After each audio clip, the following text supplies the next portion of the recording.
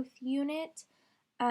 Today we're actually going to skip ahead to Unit 8, so we're going to start on page 18 instead of on page 16 into 17. We're going to start with the reform movements, and then we'll go back next week and talk about westward expansion. This is just the order me and Coach Taylor decided to go in this year. So don't worry, all those notes will get filled in. So the reform movements, just a reminder, all of these growth units are all happening at the same time. So the reform movements are the mental and emotional growth of our country. And remember, this is happening at the same time as industrialization and urbanization. So as those cities are growing, people are coming closer and closer together. They're sharing ideas with each other. Hey, do you think it's right that these people are being treated like this? No, it's absolutely not. What are we going to do about it? What things can we possibly do to help them? And that's how they decided to start these reform movements, to start these change occurrences happening in our country. So Henry David Thoreau is the first reformist I want to mention. He created this concept of civil disobedience. In order for something to be civilly disobeyed, you cannot hurt anybody, and you have to pay the consequences of whatever action you choose to take. So, for example, he refused to pay for the war against Mexico, the U.S.-Mexican War. He refused to pay his taxes because he believed all that land would go to spread slavery. So all that land that Mexico would give the United States would all become slave territory. And he didn't agree with that, so he refused to pay his taxes. And the Second Great Awakening also happens around this time, so all this is happening at the same time. The Second Great Awakening was a religious movement in the 1800s. It encouraged personal responsibility. So before this, Christians really in the Americas kind of believed in this concept of predestination, which basically you were born into either going to heaven or going to hell, and pretty much nothing you could do on earth could sway your destination after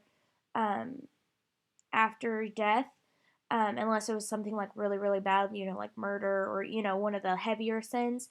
Then they believed that could change your destination. But other than that, they didn't believe that, they just believed you are who you are, pretty much. But now with this, they started believing that Christians had to follow these moral codes that the Bible lays out. And if you didn't follow those moral codes, well, the response to that would be, obviously, in the Christian religion, possibly hell at the end of your life. It took power over yourself over the church. So it encouraged people to really start reading the Bible all on their own. More people were able to read at this time. And it encouraged this emotional connection with religion. Before this, you really weren't, spiritually involved. You would go to church, you would do all the right things. But now you were like tied to your religion. Your religion is everything.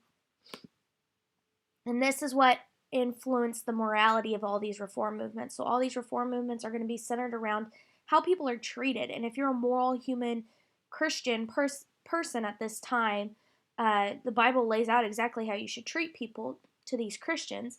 So the reform movements were really kind of centered around the Second Great Awakening.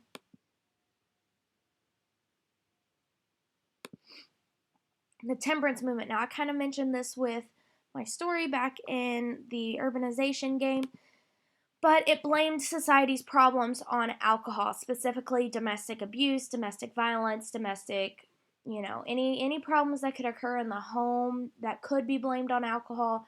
It was blamed on alcohol, and sometimes, a lot of times, rightfully so.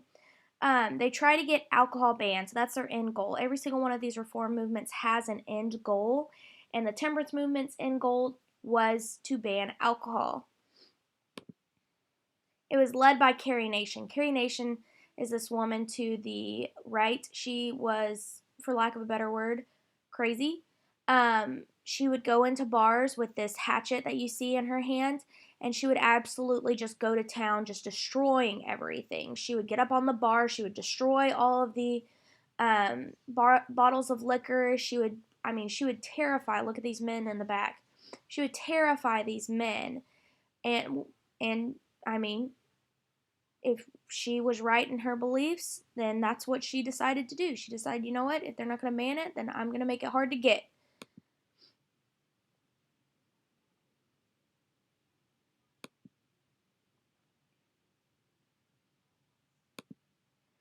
All right, the prison reform movement. So at this time, if you committed any crime at all or any indecent behavior as deemed by the society, you're immediately put into prison. They didn't have a separate place for the mentally ill, so people with schizophrenia were in the same place as hardcore criminals, or people with something as simple as bipolar depression, bipolar disorder, where it causes them to have highs and lows, and sometimes they commit crimes when they're on their highs, but then they get really, really low.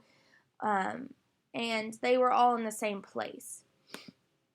So the prison reform movement encouraged a separate treatment facility for the mentally ill. They didn't ever have to go to prison. We now have this system, although honestly the public form of it, I would argue, is just as bad as prison because they're still, mentally ill and they're locked in cages. Sometimes for the protection of themselves, but a lot of times it's not. It's because they don't have really an alternative to the situation.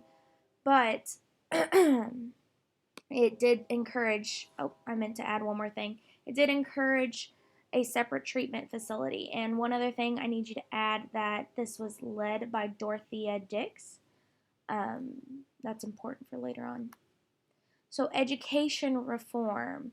Before education reform, we did not have a public school system, and the public school system we had was very, very poor. They also wanted to educate teachers. So before this, teachers were just kind of whoever. If you had a high school degree, great, you could be a teacher. But now you have actually degrees for teachers. They also wanted to be able to educate the girls, deaf, and blind. That's really what the education reformist Horace Mann, who is the father of education, he really wanted to focus on the deaf and blind. His son had a disability, and he believed that shouldn't exclude them for education, because even though he could pay for education because he was a very wealthy man, because his son was deaf, he was unable to. It was led by Horace Mann. Abolition. This is the call to end slavery, to abolish slavery, is to end. So what I need you to add to your notes is that Quakers were the first to call to end slavery. I mentioned this back in Unit 1 when we talked about the Quakers founding Pennsylvania, but I want to hit on it again because they do play an important role. Harriet Tubman, she's going to be the top lady, or the only lady on this page. She started the Underground Railroad, and this was a way to move escaped slaves to Canada from southern portion of America. That sounded weird coming out. William Floyd Garrison is this gentleman in the middle. He wrote The Liberator, which is an abolitionist pamphlet, and he also worked closely with Abraham Lincoln, along with Frederick Douglass, who is in this bottom right corner. He wrote The North Star, which is also an abolitionist pamphlet, and he worked closely with Lincoln, like more closely than William Floyd Garrison did. And both of the African Americans on this page were escaped slaves.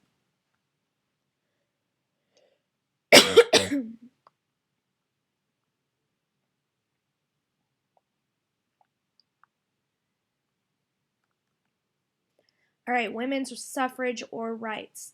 They worked to give women the right to vote, which is called suffrage.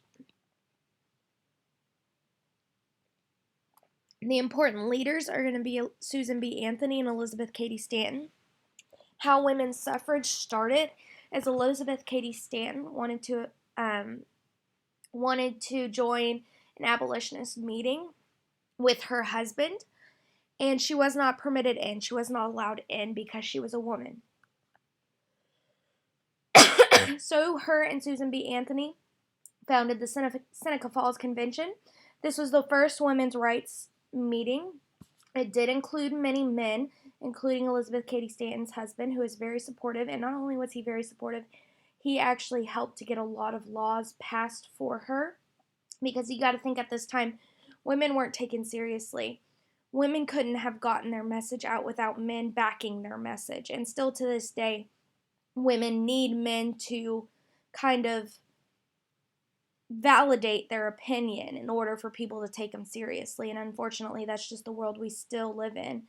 But it is true. From personal experience, it is true. You need, for whatever reason, women still need men to validate facts that they are saying. So at this meeting, they wrote the Declaration of Sentiments. It basically rewrote parts of the Declaration of Independence, and one of the most important lines that they rewrote is that they said all women, or all men and women, are created equal.